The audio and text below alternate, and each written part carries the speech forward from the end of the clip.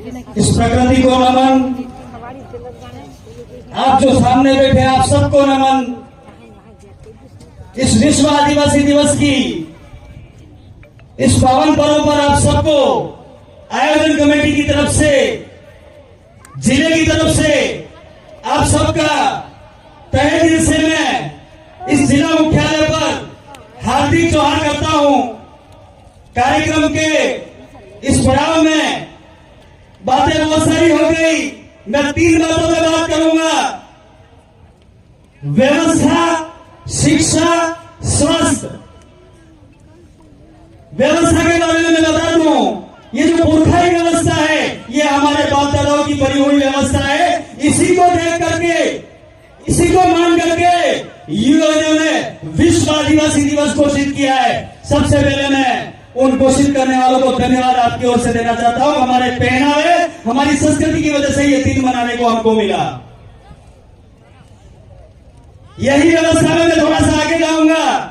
कहना चाहूंगा, हमारे किसी व्यक्ति का मौत हो जाता है, उसके 11-12 दिनों बाद में कार्यक्रम होता है, सबका होता है, लेकिन अपनी व्यवस्था में कार्यक्रम थोड़ा सा संदेश पूर्ण होता है। वहां कुछ वक्ता बोलते हैं, हम जहां जहां मौका मिलता है वह आपके बीच में आकर के बात करते हैं। यहाँ प्रशासन के भी साथी बैठे हुए हैं, डिप्टी साहब बैठे हुए हैं, सीआई साहब बैठे हुए हैं कोतवाली, और प्रशासन के दूसरे साथी, मीडिया के साथी। मैं आप सब साथियों से, प्रशासन के और मीडिया के साथियों से कह देना चाहता हूं, पिछले दिनों आपने एक मुहिम चलाई पत्थरबाजों को लेकर के, उसमें आपने पंचायत वाइज मीटिंग करी। आप हमारे वहां पंचायत में भी पधारे, हमने आपको वहां अवगत कराया कि जितने भी पत्थर मारने वाले बच्चे हैं उसका एक से भी हमारा ताल्लुक नहीं है। एक साबित करके दिखा दो अगर हमने पत्थर मरवाया किसी से। ये राजनीतिक लोग अपनी रोटियां सेकने के लिए इनका धरातल खत्म हो गया है। उसकी वजह से आए दिन हमारे ऊपर अनर्गल आरोप लगाते हैं, हमारे कर्मचारियों को परेशान करते, हमारे समाज सेवियों को परेशान करते, जो निस्वार्थ भावना से इस समाज के साथ में कंधे से कंधा मिला करके लड़ रहे हैं। कई लोगों ने अपना बलिदान दे दिया है। बात स्वास्थ्य की कर लेते हैं थोड़ी सी।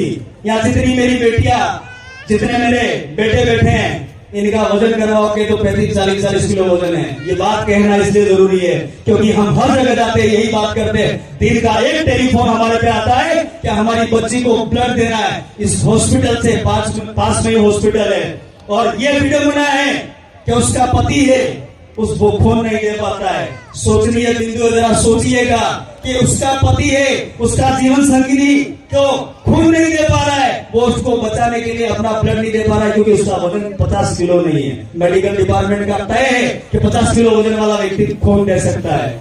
ये कहने का मतलब ये है कि हमारे बेटियां जितनी स्कूल जाती है, बेटे जितने स्कूल जाते हैं, ये वक्त ऐसा है खुद को मजबूत करने का, लड़ाई लड़ने का। आप सवेरे उठ करके भूखे ही स्कूल चले जाते हो। इस मंच के माध्यम से मैं आप सबसे निवेदन करना चाहता हूँ, मेरी बेटियों से निवेदन करना चाहता हूँ, कल से आप भूखी नहीं जाएंगी, दबा करके खाना खाएंगी। कम से कम दिन में 3 टाइम खाना करके मजबूत रहोगे तो इस सिस्टम से लड़ पाओगे। सिस्टम मारने पे उतारू हो गया है, चाहे वो केंद्र का हो, चाहे वो राज्य का हो। मैं किसी पार्टी को इस मंच के माध्यम से गाली नहीं देना चाहता हूं। अगर ये जितनी सरकारी योजना देनी ही है, आप वन विभाग के अंदर दीजिए। क्या कारण है कि आदिवासी निवास में रहता है वहीं आप इन योजनाओं को देते हैं? ये कहने का मतलब इसलिए, मेरी पंचायत का मसला था, वन विभाग की जमीन को लेकर के वहां पंचायत भवन बनवा रहे हैं हम लोग। तो ये जितने पावर प्लांट आते हैं, जितनी भी स्कीमें आती है सरकार की, ये इस वन विभाग के क्षेत्र के अंदर सरकार क्यों नहीं लगा सकती है? अडानी अंबानी को दे सकती है, तो यहाँ देने में क्या होता नहीं है इनको? अरे कुछ पूंजीपतियों के लिए आप लोग काम करने में उतारू हो गए, कुछ लोगों के लिए उतारू हो गए। इस देश से आदिवासियों को खत्म करने की मुहिम चालू कर दी है लोगों ने। ये विश्व आदिवासी दिवस के लिए इसलिए कह रहा हूं, पूरा विश्व इस व्यवस्था के अनुसार चलता है। एक बहुत बड़ा गंभीर मसला हमारे समाज में, वो फिर कह देना चाहता हूं, जहां जहां मौका मिलता है हम लोग कहते हैं पोक्सो। ये बहुत बड़ी दुखद बात है। प्रशासन के भी साथियों को अवगत करा देना चाहता हूं। राजी खुशी साथ में जाते हैं, 5 लाख की लालच में वकील, 5 लाख की लालच प्रशासन के अधिकारी उस बेटी के और उस बेटी के द्वारा बेटे के खिलाफ मुकदमा दर्ज करा देते हैं। वो दादा तो 18 17 साल का है, जब वो बाहर आता है तब उसकी उम्र 36 से 40 साल के आसपास हो जाती है। वो मेरी उम्र का होकर के बाहर आएगा। साथियों, सोचने का वक्त आ गया है। ये जितने भी मसले हैं, वहां उस पंडाल के अंदर कमेटी व्यवस्था के कमेटी बैठे हुए हैं, उनसे जाकर के संपर्क करके गांव के वडीलों से, गांव के रिटायरमेंट कर्मचारियों से आप मिलकर के काम करें। एक लाश पत्थरबाजी का जो मामला है, यहाँ जितने बैठे हो, यहाँ जितने कर्मचारी आए हो, जितने कमेटी आए हो, जितने नेता आए हो, उन सब की जिम्मेदारी बनती है अपनी अपनी पंचायत में 10 लोगों की ऐसी टीम बनाए जो रात के अंदर गश्त लगाए। और ये पत्थर मारने वाले किसी के सगे नहीं है। वो देख के नहीं मारते कि आदिवासी है, ब्राह्मण है, ये राजपूत है, ये बढ़िया है। वो लूट मार करने के लिए, उसकी आकांक्षा को पूरा करने के लिए, उसी बात को जोड़ते हुए मैं मेरी लास्ट बात कहना चाहूंगा। सरकार बहुत सारी स्कीमें देती है, पंचायत के माध्यम से, पठान कोटे से, एमएलए कोटे से, सांसद कोटे से बहुत सारी स्कीम्स देती है। फ्री की रेवड़ी करती है, ऐसा पिछले चुनाव में चला। अगर देना ही चाहती है सरकार, अनाज तो हम पकाने वाले लोग हैं, खाने वाले लोग हैं। अगर देना ही है, हर घर में एक बेटा पड़ा हुआ है, हर घर में एक बेटी पड़ी हुई है, उसको नौकरी दे दीजिए बिना कंपटीशन के। अगर आपको देने का ही शौक है और देना ही चाहते हो, आदिवासियों का भलाई करना चाहते हो, हर बेटा बेटी ट्रेनिंग करके बैठा हुआ है, उसको नौकरी दे दीजिए। यहाँ की समस्या खत्म हो जाएगी। बहुत सारी बातें दोस्तों करने को मन करता है। आज जो कार्यक्रम में हमने आयोजन कमेटी और हमने तय किया था कि डीजे के गानों पे हम लोग डीजे के गाने को हम लोग यहाँ नहीं प्रस्तुतियां करवाएंगे, लेकिन जिनका कार्यक्रम रह जाए वो मायूस मत होना। अक्टूबर महीने के अंदर बेंका के अंदर कार्यक्रम है, वहां हम रात्रि कार्यक्रम में सारे सांस्कृतिक कार्यक्रमों को मौका दे देंगे, इसलिए आप निराश नहीं होए। लास्ट एक और बात है, आज से ये प्रण करके जाइएगा, जो भी मेरी बेटियां, बेटे और बड़े बेटे, बड़ों का सम्मान करिएगा। ये आपका अंकल है, ये आपका बड़ा भाई है, इस व्यवस्था पे चलोगे, सम्मान करोगे।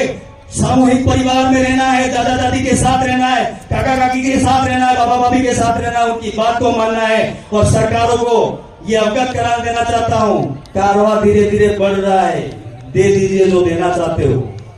कारवा धीरे धीरे बढ़ रहा है, दे दीजिए जो देना चाहते हो। संविधान के अंदर लेकर के हम हमारी लड़ाइयां लड़ेंगे, संविधान के दायरे में लेकर के हम हमारा काम करेंगे। और हम में ये दोनों राजनीतिक पार्टियों को कह देना चाहता हूँ, वो जो आरोप लगा रहे हो आप लोग, उन आरोपों का जवाब हम दे सकते हैं, लेकिन हम हमारी ऊर्जा व्यर्थ नहीं करना चाहते हैं। हम हमारे समाज को इकट्ठा करने की बात कर रहे हैं, मुस्लिम कम्युनिटी को साथ लेने की बात कर रहे हैं, एससी कम्युनिटी को साथ लेने की बात कर रहे हैं, दलित पिछड़ों को साथ लेने की बात करें। पूरे भारत के अंदर आज एक आवाज गई है, संसद भवन के अंदर आदमी बोलता है, लोक विधानसभा के अंदर एक आदमी बोलता है, वो आपकी आवाज वहां बुलंद हो गई है। अभी तो कुछ लोगों के होर्डिंग पे फोटो लगे, आज देखता है। पिछले टाइम क्या हुआ था भैया, 5 साल पहले क्या हुआ था? अब तो आपको समझ भी याद आने लग गया, अब आपको समझ भी दिखने लग गया, आप बोलने लग गए। अरे हमारे लोग वहां नहीं गए होते, नहीं हटते, तो आप लोग कहां से बोल पाते? बढ़िया है, कम से कम बोलने तो लगे। हम तो ये कहना चाहते हैं, आना ही है तो एक मंच पर आ जाइए। ये आदिवासी परिवार का बहुत बड़ा कारवा बढ़ता जा रहा है। एक दिन कम से कम पार्टी छोड़ दीजिए, डंडे छोड़ दीजिए, हमारे साथ कंधे से कंधा मिला करके आकर के खड़े रहिए। आपको समाज सम्मान देगा, मान सम्मान देगा। इन्हीं बातों को कहते हुए धन्यवाद। जय जोहार, जय आदिवासी। एक नारा लगाऊंगा, मान रहे सम्मान रहे। पीछे वालों को बिल प्रदेश को मान नहीं देना है। अरे मान रहे सम्मान रहे, आवाज दो, अरे आवाज दो। अभी तली अंगड़ाई है, फिर मिलेंगे, फिर बात करेंगे। खुश रहना, आबाद रहना। जब भी मिलेंगे समाज के लिए बात करेंगे। जब तक इस शरीर के अंदर आखिरी खून का कतरा बचता है, तब तक इस कम्युनिटी के लड़ते रहेंगे। धन्यवाद। जय जोहार। बहुत बहुत धन्यवाद।